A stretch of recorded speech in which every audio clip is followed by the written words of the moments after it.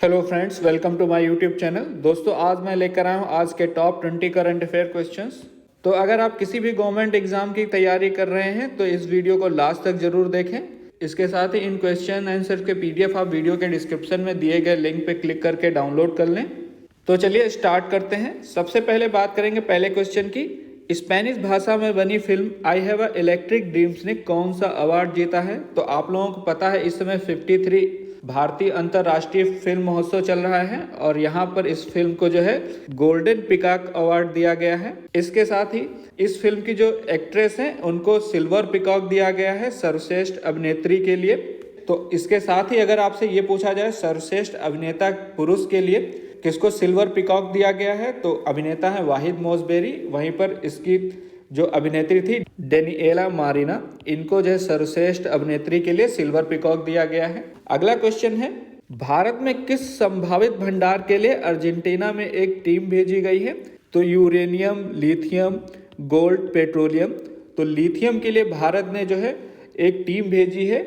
इसमें जो है 3 संस्थाओं से एक एक भूवैज्ञानिक भेजा गया है, एक MECL से, एक काबिल का पूरा मतलब होता है खनिज विदेश इंडिया लिमिटेड। वहीं पर MECL की बात करें तो एक्सप्लोरेशन कॉरपोरेशन इंडिया लिमिटेड। इसके अलावा GSI का तो आप लोगों ने नाम बहुत सुना होगा, भारतीय भू सर्वेक्षण। और लिथियम की वैल्यू आप लोगों को पता ही होगी, इलेक्ट्रिक व्हीकल में बहुत यूज होता है और भारत के पास लिथियम है नहीं, तो भारत सरकार ने इसके भंडार के लिए अर्जेंटीना में एक टीम भेजी है। तो इसमें आपसे ये भी पूछा जा सकता है कि संभावित लिथियम का आकलन करने के लिए भारत ने किस देश में टीम भेजी है? तो अर्जेंटीना में टीम भेजी है। और कौन कौन सी कंपनियों के भूवैज्ञानिक है? तो MECL, काबिल और GSI का मतलब पता है आपको, भारतीय भूवैज्ञानिक सर्वेक्षण। और MECL की बात करें तो मिनरल एक्सप्लोरेशन कॉरपोरेशन और काबिल आपका खनिज विदेश India limited. Next question number 3 देखते हैं। भारत ने वर्ष 2023 गणतंत्र दिवस के लिए किस देश के राष्ट्रपति को अतिथि के रूप में आमंत्रित किया है? तो अभी हाल में 2023 के गणतंत्र दिवस के लिए मिस्र के राष्ट्रपति को आमंत्रित किया है और ये पहली बार है कि मिस्र का कोई राष्ट्रपति भारत के गणतंत्र दिवस पे भारत आ रहा है। और अगर मिस्र के राष्ट्रपति की बात करें तो इनका नाम अब्देल फताह अल सीसी है। ये 2023 के गणतंत्र दिवस पे भारत में पहली बार आ रहे हैं और ये पहले होंगे मिस्र के राष्ट्रपति जो भारत आ रहे हैं। अगला क्वेश्चन, महाराष्ट्र के किस शहर के संग्रहालय बहाली परियोजना को यूनेस्को में अवार्ड ऑफ एक्सीलेंस से सम्मानित किया गया है? तो इसका राइट आंसर होगा मुंबई का छत्रपति शिवाजी महाराज वास्तु संग्रहालय है, जिसको CSMVS बोलते हैं, छत्रपति शिवाजी महाराज वास्तु संग्रहालय।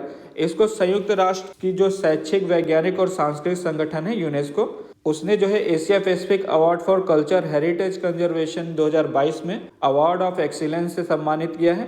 अगर आपसे पूछा जाए कहाँ पे, तो Asia Pacific award for culture heritage conservation 2022। इसको घुमा के भी आपसे पूछ लिया जाएगा कि किस शहर के संग्रहालय बहाली परियोजना को यूनेस्को में अवार्ड ऑफ एक्सीलेंस दिया गया है। अगला क्वेश्चन है, शिल्प गुरु और राष्ट्रीय पुरस्कार समारोह किस मंत्रालय द्वारा आयोजित किया जाता है? तो कपड़ा मंत्रालय द्वारा ये आयोजित किया गया है। इसमें जो क्या है, जो कि शिल्पकार है, जो हस्तशिल्पकार, इनको अवार्ड दिया जा रहा है इनकी कला को, जो इनकी धरोहर को संरक्षित करने के लिए। और हमारे जो उपराष्ट्रपति हैं जगदीप धनखड़ जी, इन्होंने जो है 2017, 2018, 2019 के जो दिल्ली में मास्टर शिल्पकार हैं, इनको शिल्प गुरु और राष्ट्रीय पुरस्कार प्रदान किया है।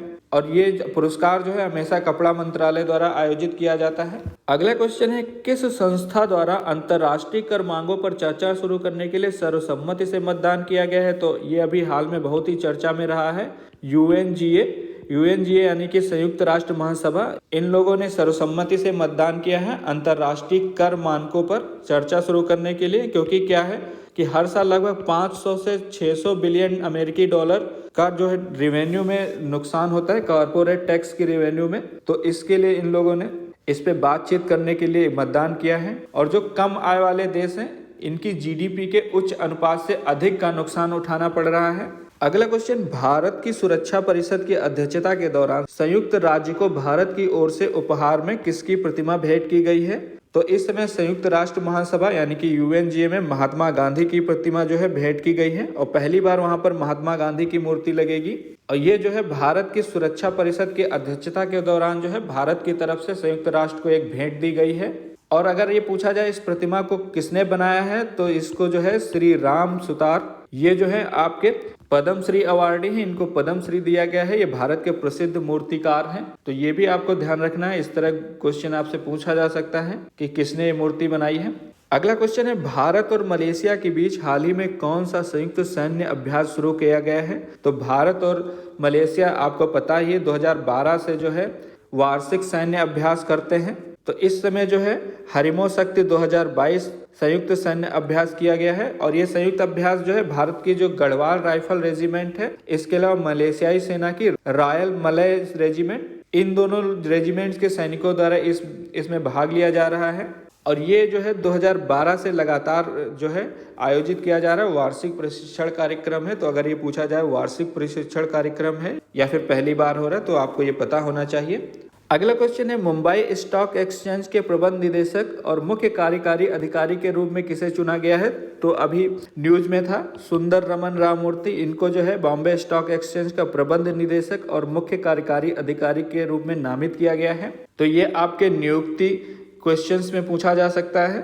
अगले क्वेश्चन की बात करते हैं, भारतीय नौसेना के सर्वेक्षण इच्छक का निर्माण किस कंपनी के द्वारा किया गया है? तो इच्छक का निर्माण जो है GRSC द्वारा किया गया है। इसका पूरा नाम है garden rich ship builder and engineers, GRSC, और ये 2018 में डील हुई थी। टोटल जो है 2435 करोड़ रुपए की डील हुई थी। इससे जो है टोटल 4 SVL जहाजों के निर्माण के अनुबंध पर हस्ताक्षर किए गए थे। ये हस्ताक्षर जो है रक्षा मंत्रालय और garden rich ship builder and engineers GRSC द्वारा किया गया था। अगला क्वेश्चन, केंद्रीय ऊर्जा मंत्रालय ने 5 वर्षों के लिए 4500 मेगावाट की बिजली की खरीद के लिए कौन सी योजना शुरू की है? तो इस समय 4500 मेगावाट की क्षमता की बिजली की खरीद के लिए शक्ति योजना शुरू की गई है। इसका पूरा नाम है स्कीम फॉर हार्सनिंग एंड एलोकेटिंग कोयला ट्रांसपेरेंटली इन इंडिया। इस नीति के तहत जो है 4500 मेगावाट की बिजली की खरीद की जाएगी, और ये जो है 5 वर्षों में की जाएगी। तो आपसे अगर पूछा जाए कितने वर्षों में, तो 5 वर्षों में की जाएगी। और इसके लिए जो है भारत सरकार ने एक नोडल एजेंसी नामित की है, उसका नाम जो है PFC कंसल्टिंग लिमिटेड है, जो कि PFC लिमिटेड की एक सहायक कंपनी है। नेक्स्ट क्वेश्चन, विश्व स्वास्थ्य संगठन द्वारा हाल ही में मंकी पॉक्स का नाम बदलकर क्या कर दिया गया है? अभी हाल ही में मंकी पॉक्स का नाम बदला गया है, और क्यों बदला गया है? इसलिए क्योंकि मंकी के नाम से इसको भेदभावपूर्ण और नस्लवादी माना जाता था, इसीलिए इसका नाम चेंज करके एमपॉक्स कर दिया है। एमपॉक्स, पहले इसका मंकी पॉक्स था। इसको जो है भेदभावपूर्ण और नस्लवादी ना माना जाए। मंकी पॉक्स नाम होने से कोई बंदरों के प्रति कोई दुर्व्यवहार ना करे, इसलिए इसका नाम चेंज करके एमपॉक्स कर दिया गया है। अगला क्वेश्चन, डेविस कप खिताब 2022 किस देश के द्वारा जीता गया है? तो ये जो डेविस कप है कनाडा और ऑस्ट्रेलिया के बीच हुआ था। तो इसमें कनाडा ने जो है इसको जीता है, और जीता किससे है? 2-0 से इसको जीता है। तो डेविस कप जो है कनाडा द्वारा जीता गया है। इसने ऑस्ट्रेलिया को 2-0 से हराया है। अगला क्वेश्चन है, PT ऊषा को किस ओलंपिक संघ की पहली महिला अध्यक्ष के रूप में चुना गया है? तो हाल ही में भारत सरकार ने भारतीय ओलंपिक संघ के अध्यक्ष जो है PT ऊषा को बनाया है, और इनको जो है पयोली एक्सप्रेस के नाम से भी जाना जाता है। और इनके अगर रिकॉर्ड्स की बात करें तो 1983 से 1998 के बीच में इन्होंने टोटल 23 पदक जीते हैं, जिसमें से 14 गोल्ड जीते हैं। और 1984 के ओलंपिक की बात करें तो 1984 के ओलंपिक में ये चौथे स्थान पर रही थी 400 मीटर की दौड़ में। तो इनके बारे में तो खैर सबको पता होगा। और अगर आपसे कोई पूछ ले पयोली एक्सप्रेस के नाम से कौन से खिलाड़ी को जाना जाता है, तो पयोली एक्सप्रेस के नाम से PT ऊषा को जाना जाता है।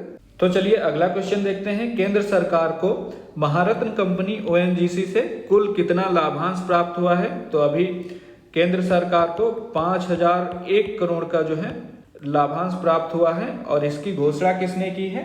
तो इसकी घोषणा जो है DIPAM के सचिव, DIPAM इसका पूरा नाम है, निवेश और सार्वजनिक संपत्ति प्रबंधन विभाग। इसके सचिव जो है तुहिन कांता पांडे, TK पांडे, तुहिन कांता पांडे, इन्होंने इसकी घोषणा की है कि ONGC ने सरकार को 5001 करोड़ रुपए का लाभांश प्राप्त करके दिया है। इससे पहले BPCL ने भी दिया था। BPCL ने कितना दिया था? 690 करोड़ का फायदा दिया था सरकार को। प्रवर्तन निदेशालय मुख्य रूप से भारत में कौन से कानूनों के उल्लंघन के मामलों की देखभाल करती है? कौन से मामलों को देखती है? तो आप लोगों को पता है प्रवर्तन निदेशालय यानी कि ईडी जो है मनी लॉन्ड्रिंग और विदेशी मुद्रा कानून से संबंधित मामले देखती है। अभी हाल ही में चर्चा में इसलिए है क्योंकि ईडी को जो है 15 और एजेंसियों के साथ काम करने के लिए मंजूरी दी गई है, यानी कि अधिसूचित किया गया है। और ये किस एक्ट के तहत किया गया है? तो prevention of money laundering act PMLA 2002, इसके तहत prevention of money laundering act, इसके तहत जो है 15 एजेंसियां इनके साथ जानकारी साझा करेंगी, जिसमें प्रमुख एजेंसियों की बात करें तो NIA इसमें है, नेशनल इंटेलिजेंस एजेंसी।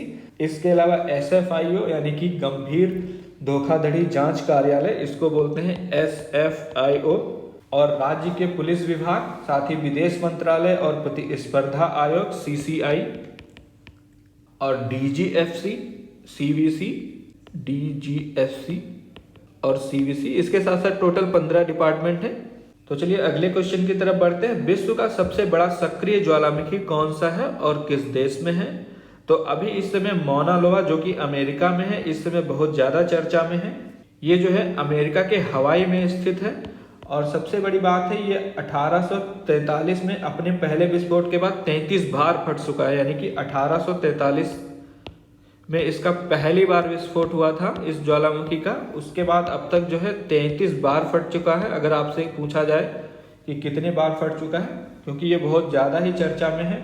और अंतिम बार इससे पहले जो है 1984 में ये फटा था, उसके बाद ये जो है इस समय चर्चा में है। और अब तक मौना लोआ जो है ये सबसे लंबी सुप्त अवधि को प्राप्त करने वाला ज्वालामुखी है। और अगर आप पूछा जाए कहाँ पर है अमेरिका में, तो हवाई में है ये।